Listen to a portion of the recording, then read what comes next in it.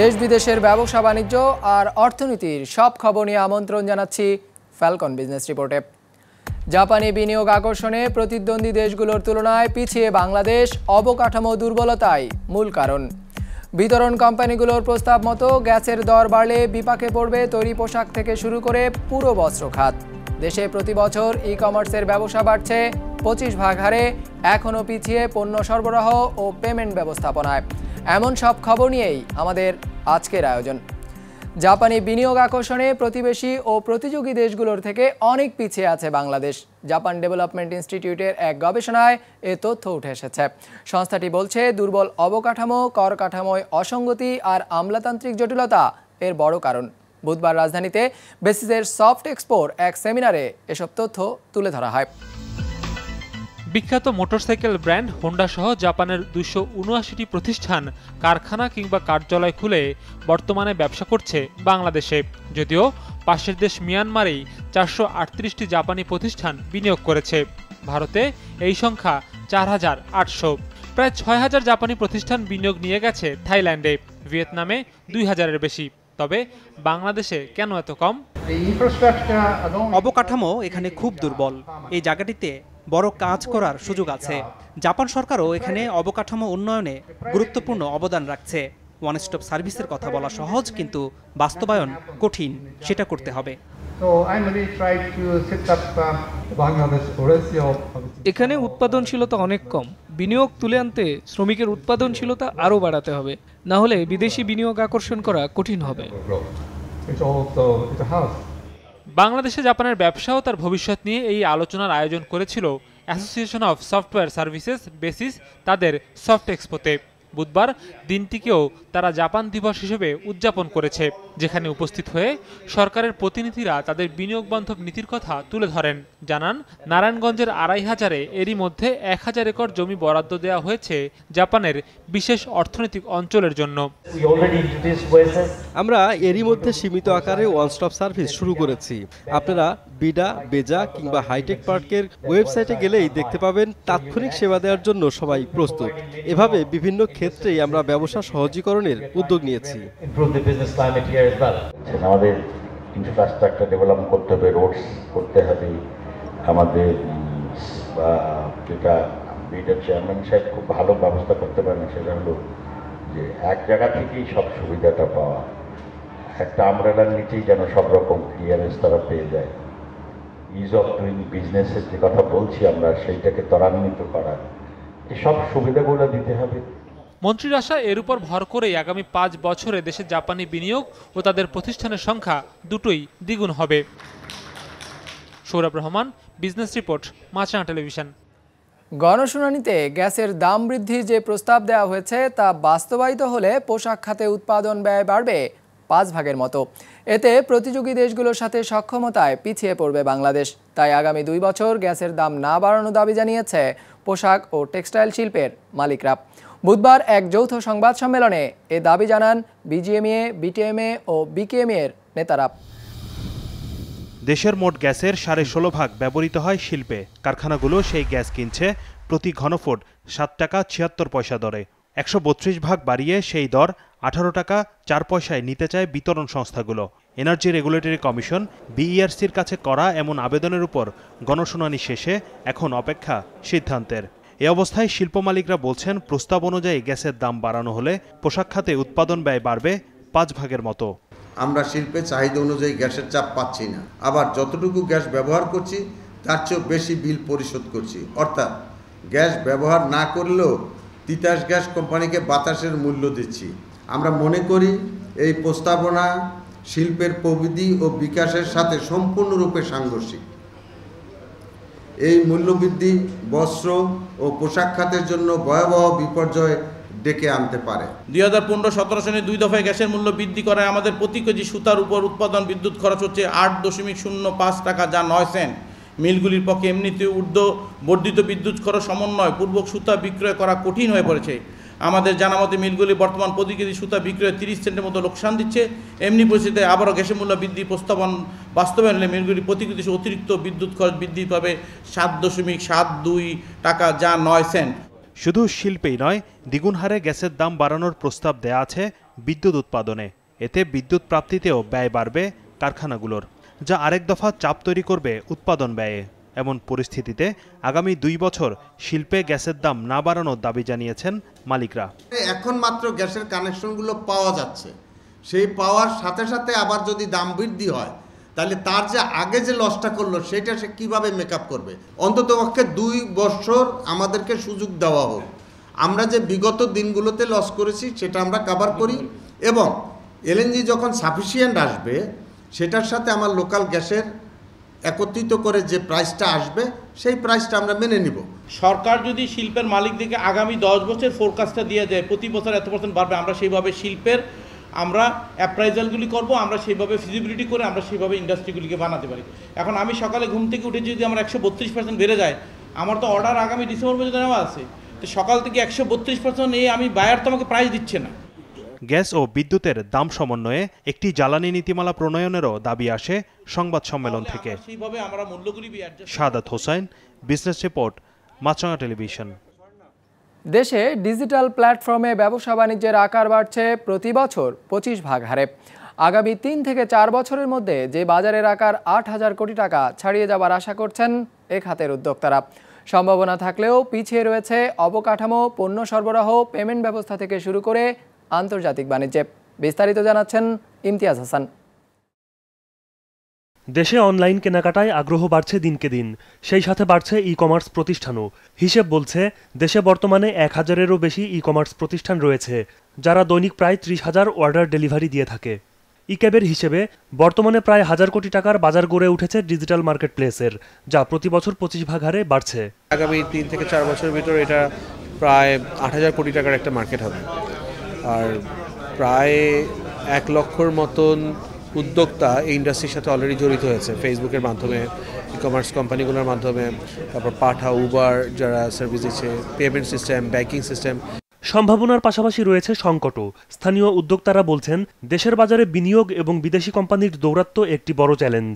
এখানে কিন্তু ই কমার্সে খুব কম মানুষই ইনভেস্ট করছে, রাইট? আমরা একটা দুইটা কোম্পানি হয়তো আমরা নাম করে বলতে পারবো যে ওকে ইউ নো হোয়াট, ওরা হচ্ছে ফরেন কোম্পানি, ওরা হচ্ছে প্রেডেটরি প্রাইসিং করছে, but beyond that no one is actually investing. Logistic একটা বড় প্রবলেম, পেমেন্টের বেশ কিছু বড় প্রবলেম রয়েছে, যেগুলোর লিমিট করা আছে পেমেন্টগুলোকে অনলাইনের মাধ্যমে পারচেজের ক্ষেত্রে। ইন্টারঅপারেবিলিটি পেমেন্ট নিয়ে একটা বড় সমস্যা আছে, স্ট্রো সার্ভিস একটা বড় সমস্যা আছে, কার্ড পেনিট্রেশনে একটা ইস্যুজ আছে, সো ক্রস বর্ডারের পেমেন্টে একটা বড় কিছু সমস্যা রয়েছে। স্থানীয় উদ্যোক্তা এবং ক্রেতাদের স্বার্থ সুরক্ষার দিকে সরকারের নজর রয়েছে বলে দাবি বাণিজ্য মন্ত্রণালয়ের। এফডিআইও চাবো, ফরেন ডাইরেক্ট ইনভেস্টমেন্টও চাবো, আবার প্রোটেকশনও দিয়ে রাখবো। এই দুইটা দিয়ে সম্ভব না, আসলে এটার একটা সলিউশন দেবে, আমরা সলিউশনটা খুঁজছি বিভিন্ন জায়গায়। স্থানীয় প্রতিষ্ঠানে বিদেশি বিনিয়োগের ক্ষেত্রে শেয়ারের বন্টন কি হওয়া উচিত তা নিয়েও পর্যালোচনা হয় অনুষ্ঠানে। ইমতিয়াজ হাসান, বিজনেস রিপোর্ট, মাছরাঙা টেলিভিশন। বাগেরহাটের মৎস্য ঘেরের বেড়িবাঁধে জনপ্রিয় হয়ে উঠেছে কুল চাষ। এই ফল আবাদ করে এলাকায় ব্যাপক সাড়া ফেলেছেন চাষিরা, এতে স্বাবলম্বীও হচ্ছেন তারা। বাগেরহাট প্রতিনিধি শওকত আলী আশরাফির পাঠানো তথ্য ও ছবি নিয়ে ডেস্ক রিপোর্ট। কাঁচা পাকা ফলের ভারে মাটিতে নুয়ে পড়েছে গাছ। কুলবাগানের এমন দৃশ্য শুধু চোখই জোড়ায় না, বদলে দিয়েছে বাগেরহাটের রামপাল উপজেলার অনেক কৃষকের ভাগ্য। সিডোর আইলা বিধ্বস্ত এলাকাটির মল্লিকের বেড় গ্রামের কৃষক বাদশাহ তালুকদার 5 বছর আগে নিজের লবণাক্ত জমিতে কুল চাষ শুরু করেন তিনি। প্রথম বছরেই লাভের মুখ দেখেন, আর বর্তমানে 5.5 একর জমিতে মাছ চাষের পাশাপাশি বেড়িবাঁধের উপর কুল চাষ করে হয়েছেন স্বাবলম্বী। এই লবণাক্ত এলাকায় প্রথমে আমি ঝুঁকি নিয়ে কুল চাষ করছি, অনেকেই বলছে লবণাক্ত এলাকায় হবে না, তারপর দেখি কুল চাষ করে, আর সাথে আমার মাছ আছে, তা কুল চাষ করে মোটামুটি ভালোই লাভজনক। শুধু বাদশা নয়, তাকে দেখে বর্তমানে রামপাল উপজেলা সহ জেলার অনেক কৃষক কুল চাষে আগ্রহী হয়ে উঠেছেন। আমিও পাশাপাশি একটু বাগান করছি, দেখা দেখি, এবং অনেকেই এ বাগান করছে। যারা চাষি আছে এদের আশ্বাসে উৎসাহ হচ্ছে। 4 বছর ধরে কুল চাষ করে এখান থেকে নিয়ে ঢাকা চালান দিই, খুব লাভবান হয়ে সংসার ভালোভাবে চলে। এদিকে কুলের বাগানে কাজ করে সচ্ছলতা ফিরিয়েছেন এলাকার দরিদ্র পরিবারের লোকজন, পাশাপাশি মিটছে পরিবারের মৌসুমি ফলের চাহিদাও। কুল বাগানে অন্তত 12-13 জন কাজ করি, তাই আপেল কুলে খুব ফলন ভালো হয়েছে, ভালো সংসার ভালো চলতেছে, এবং মালিক যা দেয় তা আমরা সবাই খুশি।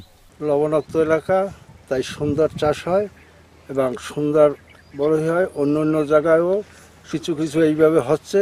কুল আবাদ আরও বাড়াতে সহযোগিতা অব্যাহত রাখার আশ্বাস দিয়েছে কৃষি বিভাগ। লবণ সহিষ্ণু এই যে আপেল কুল এবং এই যে লেবুর লবণ সহিষ্ণু লবণাক্ত আবহাওয়া, আমরা তো মানে কোস্টাল বেল্ট এলাকাটা এটা, এখানে নদীর পানি সম্পূর্ণ লবণাক্ত, তারপরেও লবণ সহিষ্ণু জাত এখানে আসলে ফলনে কোথাও কোনো ঘাটতি হচ্ছে না, আমাদের সুন্দর ফলন হচ্ছে। কুল আবাদও দিনের দিন বৃদ্ধি পাচ্ছে কান্দিতে। ইতিমধ্যে আমার বাগেরহাট সদরের চাষি জাতীয় পুরস্কার প্রাপ্ত হয়েছেন এবং সেই বছরে প্রায় 50 থেকে 60 লক্ষ টাকা আয় করে থাকেন। তার দেখা দেখি অনেক বাগান তৈরি হচ্ছে এবং গেরের কান্দিতে দিনের দিন কুল আবাদ বৃদ্ধি পাচ্ছে। বাগেরহাটের রামপালে উৎপাদিত এসব কুল স্থানীয় চাহিদা মিটিয়ে চলে যায় রাজধানী সহ দেশের বিভিন্ন এলাকায়। বিজনেস রিপোর্ট, মাছরাঙা টেলিভিশন।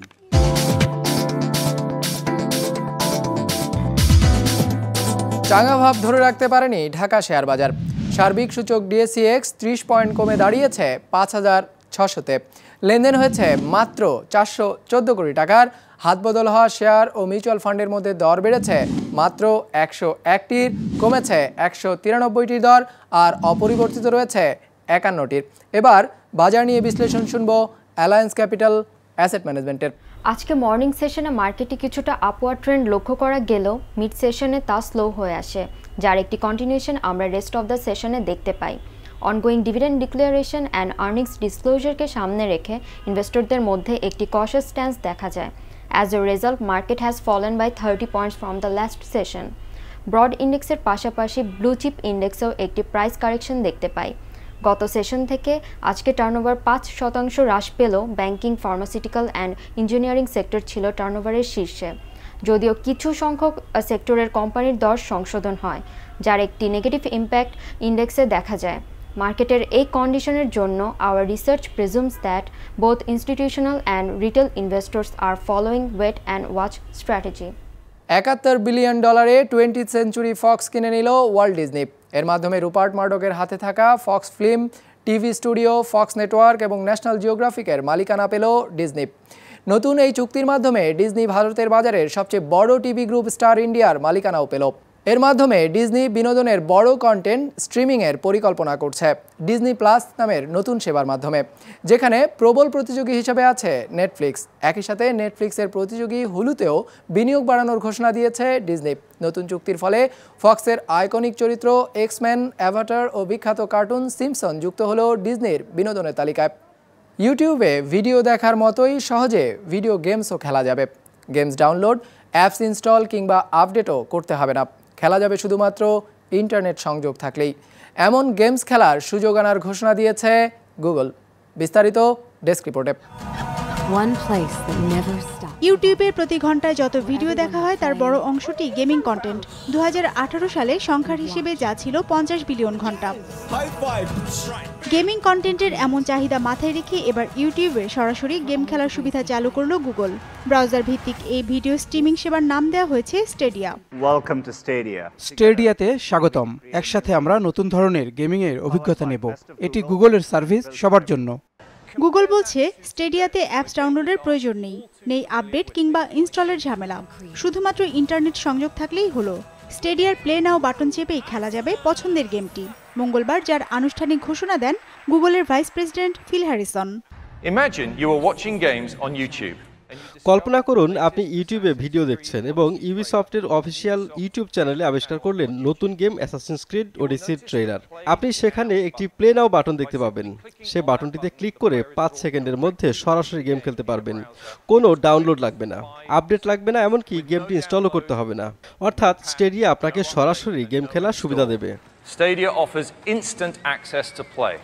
সান ফ্রান্সিসকোতে গেম ডেভেলপারদের সম্মেলনে স্টেডিয়ার ডেমো প্রদর্শন করে গুগল বলছে গেমাররা বর্তমানে কোনো গেম খেলতে বেশ খানিকটা সময় অপেক্ষা করতে অভ্যস্ত। স্টেডিয়া সেই অপেক্ষার অবসান ঘটাবে, বলা যায় অপেক্ষাকে অতীতের বিষয়ে পরিণত করবে। আমাদের প্ল্যাটফর্মটির উদ্দেশ্য হচ্ছে কোনো গেম খেলার ব্যাপারে গেমারদের উৎসাহ আর গেমটি সত্যিকারের খেলার অভিজ্ঞতার মাঝের দূরত্ব কমিয়ে আনা। স্টেডিয়াতে আপনাকে শুধু ইউটিউব ভিডিও অথবা লিঙ্কে ক্লিক করতে হবে এবং তখনই গেমটি খেলতে পারবেন। যেখানে অপেক্ষার বিষয়ে সবাই অভ্যস্ত, কিন্তু স্টেডিয়ার সাথে অপেক্ষার বিষয়টি হবে অতীত। স্টেডিয়াতে গেম খেলা যাবে যে কোনো পিসি, টেলিভিশন কিংবা মোবাইল বা ল্যাপটপে। এর জন্য অবশ্যই একটি কন্ট্রোলার প্রয়োজন পড়বে। চলতি বছরের মধ্যেই প্রাথমিকভাবে যুক্তরাষ্ট্র, কানাডা ও ইউরোপের কয়েকটি দেশে স্টেডিয়া সুবিধা পাওয়া যাবে। স্টেডিয়া বিষয়ে আমাদের ধারণা স্বচ্ছ। সব ধরনের খেলার জন্য একটি জায়গা যার কেন্দ্রবিন্দু হচ্ছে গেমার, অনুপ্রেরণার ডেভেলপার এবং সম্প্রসারণে থাকবে ইউটিউব উদ্ভাবকরা। স্টেডিয়াতে গেম খেলতে কী ধরনের ফি দিতে হবে তা প্রকাশ করেনি গুগল। একই সাথে কোন গেমগুলো পাওয়া যাবে এতে সে বিষয়েও কোনো ধারণা দেয়নি প্রযুক্তি প্রতিষ্ঠানটি। এর মাধ্যমে গুগল, অ্যামাজন এবং মাইক্রোসফটের সাথে অনলাইন গেমিংয়ের প্রতিযোগিতায় নামল। হিরজুন মীরা, বিজনেস রিপোর্ট, মাছরাঙা টেলিভিশন। আমাদের যে কোনো পর্ব নিজেদের সুবিধাজনক সময়ে দেখতে সাবস্ক্রাইব করুন বিজনেস রিপোর্টের অফিসিয়াল ইউটিউব চ্যানেল। ফেসবুক পেজে লাইক দিয়ে আপডেট থাকুন ব্যবসা বাণিজ্যের আলোচিত সব ঘটনা সম্পর্কে। আর আপনাদের মতামত জানান ইনবক্সে। আজ এটুকুই, বিদায় নিচ্ছি, ভালো থাকবেন।